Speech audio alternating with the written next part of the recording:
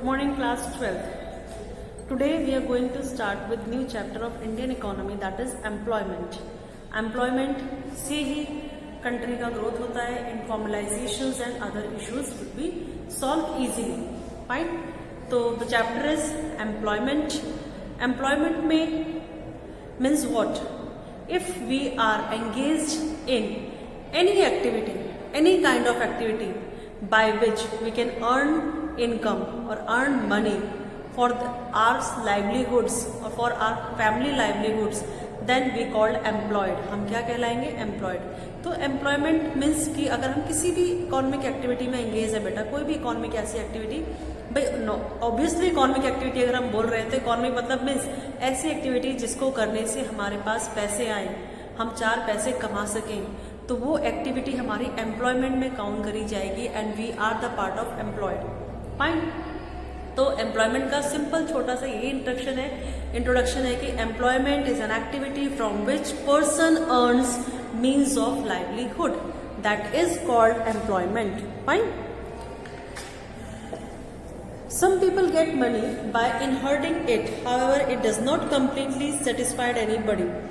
Being employed in work give us a sense of self-worth and enable us to relate ourselves meaningfully with others.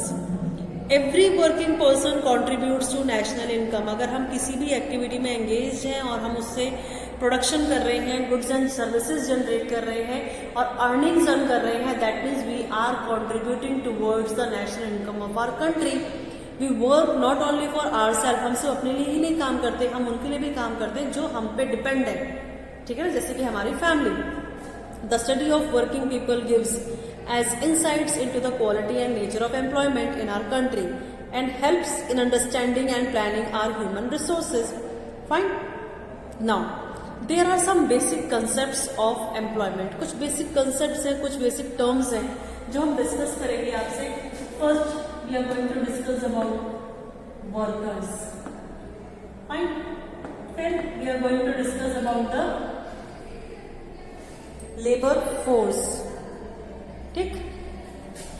Labour force. Then at last we are going to discuss about work force. ये तीन हमारी basic terms हैं employment की जो हम discuss करेंगे अभी. तो वर्कर्स क्या होते हैं, हम किसको कैटेगराइज करेंगे in the category of workers. A worker is an individual, एक ऐसा बंदा who is involved in some economic activities, जो कि अपने आप को किसी भी इकोनॉमिक एक्टिविटीज में इन्वॉल्व रखता है. तो इकोनॉमिक एक्टिविटीज मतलब पैसा कमाने के लिए वो किसी एक्टिविटी में इन्वॉल्व है टू अर्न लिविंग, अपना जीवन जीने के लिए. Workers contribute to the process of GDP also by rendering production activities. जो वर्कर्स होते हैं वो जीडीपी में कॉन्ट्रीब्यूट करते हैं प्रोडक्शन एक्टिविटीज करके. And some examples of workers also के हमारे सब एग्जाम्पल्स है वर्कर्स के कौन कौन, farmers, managers, labours, doctors, barbers, professors, engineers. So many options, so many examples are there workers. अगर आप किसी भी गुड्स एंड सर्विसेज को जनरेट कर रहे हो और after generating goods and services you earn money, तो it means you are the part of workers. आप वर्कर्स के पार्ट में कहलाओगे. Now Who all are included in workers? हम किसको वर्कर्स में इंक्लूड करते हैं? तो जो लोग अपने लिए काम करते हैं, those who are work for self employed, अपने खुद के लिए काम करते हैं, जैसे कि डॉक्टर्स हैं, शॉपकीपर्स हैं, बार्बर्स हैं, कॉबलर्स हैं, they all are self employed, तो they are the part of the workers. It also include those people who remain temporarily absent from work due to illness. इनमें हम उनको भी काउंट करेंगे जो कुछ दिनों के लिए एब्सेंट थे अपने काम से क्योंकि बीमार है या फिजिकली डिसेबल है, चोट लग गई है, मौसम खराब था, फेस्टिवल सीजन था, घर में शादी थी. इनकी वजह से अगर कोई अपने काम से छुट्टी ले लेता है तो ये नहीं कि वो अनएम्प्लॉयड हो गया, he is counted as the worker. Fine. It also include those persons who help the main workers, जो कि हमारे मेन वर्कर्स को हेल्प करते हैं और उसके बाद उन्हें पैसे दिए जाते हैं, तो वो भी हमारी वर्कर्स एक्टिविटी में काउंट. जैसे मिस्त्री होते हैं ना, मिस्त्री के साथ लेबर लगी होती है, तो लेबर को भी मिस्त्री की हेल्प कर रही है लेबर, तो उनको भी पैसा मिलता है हेल्प करने का, तो वो भी हमारे वर्कर्स की कैटेगरी में काउंट करे जाएंगे. Now nature of employment in India is multifaceted. हमारे इंडिया के अंदर जो एम्प्लॉयमेंट का नेचर है वो काफी अलग अलग तरीके से है. Some get employment throughout the year, किसी के पास तो पूरे साल के लिए काम है, किसी के पास कुछ महीनों के लिए काम है, जिनको हम सीजनल वर्कर्स कहते हैं। फिर कुछ वर्कर्स ऐसे हैं जिनको काम तो है, काम मिल तो रहा है, लेकिन काम के अकॉर्डिंग सैलरी नहीं मिल रही, they didn't get fair wages. फिर while estimating the number of workers, जब हम नंबर ऑफ वर्कर्स को एस्टिमेट करते हैं तो all those who are engaged in economic activities are included as employed, हम सबको काउंट करेंगे, चाहे कोई कुछ महीने के लिए काम कर रहा है, चाहे किसी को सैलरी कम मिल रही है, all are the part of workers. Fine, तो ये तो हुआ workers. Now come to the next, labour force. Labour force means what, जो लोग काम करना चाहते हैं और जिनके पास काम भी है। If persons who are working and though out not working are seeking and available to work या for work are demand to be in the labor force, ठीक है ना। लेबर फोर्स मतलब टोटल कितने लोग काम करने की इच्छा रखते हैं प्लस कितने लोग काम कर रहे हैं, वो सब हमारे लेबर फोर्स में काउंट करे जाएंगे।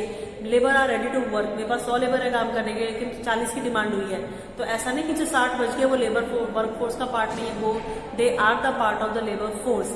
Those who are working and those who are willing to work, both are the part of the labour force. Find, to find out the value of labour force हमें क्या करना होता है, unit unfit people like old and handicap persons, उनको हम क्या करेंगे, they are not included. People who are not willing to work, जो काम नहीं करना चाहते उनको भी नहीं लेंगे। And people who are not available for work, या जो काम करने के लिए मौजूद ही नहीं है, हम उनको भी काउंट नहीं करेंगे। जो ओल्ड हैं उनको काउंट नहीं करेंगे, जो काम करना नहीं चाहते उनको काउंट नहीं करेंगे, और जो काम के लिए अवेलेबल नहीं है, they also the not part of the work force, labour force, sorry, ठीक है ना। जो काम कर रहे हैं और जिनकी काम करने की इच्छा भी है, अवेलेबल भी है, they are counted as the labour force. Now third is work force. Work force में हमारे कौन आएंगे, the number of persons who are actually employed at a particular period of time. अगर मैं आज कैलकुलेट करने लगूं कितने लोग काम पर हैं, तो 100 में से सिर्फ 60 लोग काम पर हैं, 40 पे काम, तो हम सिर्फ 60 को ही इंक्लूड लेंगे। एट प्रेजेंट जो वर्क फोर्स लगी हुई है, एक्चुअली में काम करने की जो फोर्स लगी हुई है, उसको काउंट करेंगे। कौन काम करना चाह रहा है, नहीं चाह रहा है, अवेलेबल है, उससे मतलब नहीं है। कितने लोग काम कर रहे हैं एक्चुअली एट दिस टाइम, तो they are the part of the work force. तो वर्क फोर्स को निकालने के लिए हम क्या करेंगे, लेबर फोर्स में से क्या कर दें, किसको माइनस कर दें, जो हमारे काम पर नहीं आ रहे हैं। तो to find out the value of work force, या अनएम्प्लॉयड पर्सन्स के कितने लोग ऐसे हैं जो अनएम्प्लॉयड है, जिनको काम करने की इच्छा है पर काम नहीं है, तो अनएम्प्लॉयड पीपल्स फाइंड आउट करने के लिए लेबर फोर्स कितनी है, उसमें से कितनी वर्क फोर्स है। लेबर फोर्स में कौन कौन आएगा, जिनके पास काम है वो प्लस जो काम करने की इच्छा रखते हैं वो, ठीक है, दोनों आ गए। उसमें से कितने काम कर रहे हैं वो माइनस कर दो, तो we will get the value of unemployed people in our country. कितने लोग हमारी कंट्री में आज भी अनएम्प्लॉयड की कैटेगरी में काउंट करे जाते हैं। फाइन, तो these are the 3 basic terms जो हमने अभी आपको एक्सप्लेन करी। इन आवर नेक्स्ट वीडियो हम डिस्कस करेंगे पार्टिसिपेशन ऑफ एम्प्लॉयमेंट, मीन्स शहरों में से किसका कितना कॉन्ट्रीब्यूशन है, गांव में से किसका कितना कॉन्ट्रीब्यूशन है, मेल मेंबर्स कितने हमारे एम्प्लॉयड हैं, फीमेल मेंबर्स कितने एम्प्लॉयड हैं, from rural as well as from urban areas. Thank you class.